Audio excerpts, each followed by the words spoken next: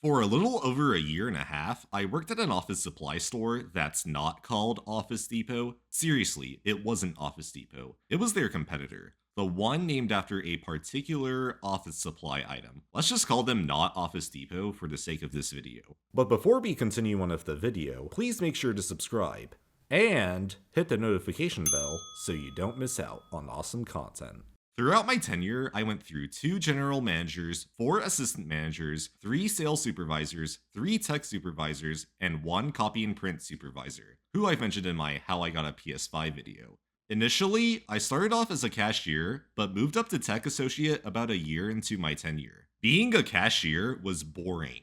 Aside from checking out customers, I was also tasked with signing up people for rewards, selling promotional items, and most importantly, selling donation kits. Donation kits were boxes of school supplies that customers would buy, and we'd give them to local elementary schools. Initially, I was having trouble selling them, but later on, I decided to put a spin on my pitches and say something like, "Would you like to buy a donation kit so you can help a student in need succeed?" Afterwards, I started getting more sales, and I even got recognized for it from the corporate office. Aside from the aforementioned tasks, I was also tasked with stocking returns and cleaning the break room at the end of my shift. The worst part about being cashier was that you had to stay at the front throughout your entire shift, and you couldn't leave unless otherwise noted. The only exception was if another employee was scheduled to be cashier. However, when I was scheduled to work, I was the only one scheduled to be cashier almost all of the time.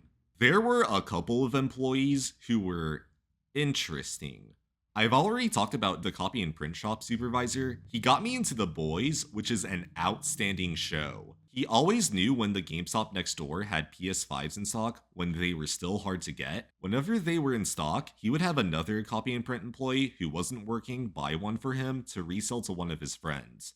I don't think he was a scalper, but he was probably trying to make it easier for his friends to get one. I know some of you are wondering, why couldn't you get one from him? It never crossed my mind to get one from him.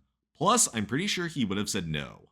I'm not saying that in offense to him. Speaking of copy and print, there was this copy and print employee that was hired about a month or 2 after I started working, and he so happened to be a former Office Depot employee. He had this habit of either showing up to work super late or not showing up at all. Eventually, management got sick of it, and after showing up 3 hours late one day, he got fired. The following shift, the assistant manager at the time announced that he went back to Office Depot. He also brought up the fact that he leased a brand new Chevy Camaro right after he started working, and I'm willing to bet it's been repossessed by now. We also had this tech employee who lasted about a month. Whenever he would work, he acted like he didn't want to be there, on top of being rude to everyone, including other employees. I don't remember why he got fired, but it was probably because of how he acted. I just realized I haven't talked about a customer story yet, so here's one. On one Black Friday, there was this one customer who tried to use a coupon. She pulls out her phone, and at first I thought she was pulling up a digital coupon, but it turns out she pulled up an expired coupon from Google Images. Google Images.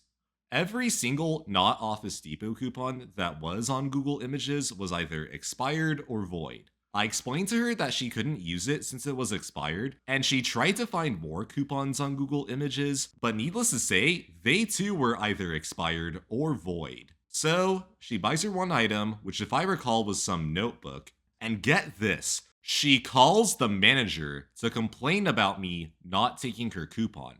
So the manager pulls me aside and says, "I just got a call from a customer saying that you wouldn't take her coupon. Do you remember that?" I replied, "Oh, yeah, if I recall, the coupon expired sometime in 2014.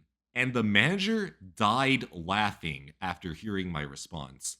Apparently, it sounds like she never told the whole story, let alone the fact that the coupon was expired, and that she found it on Google Images.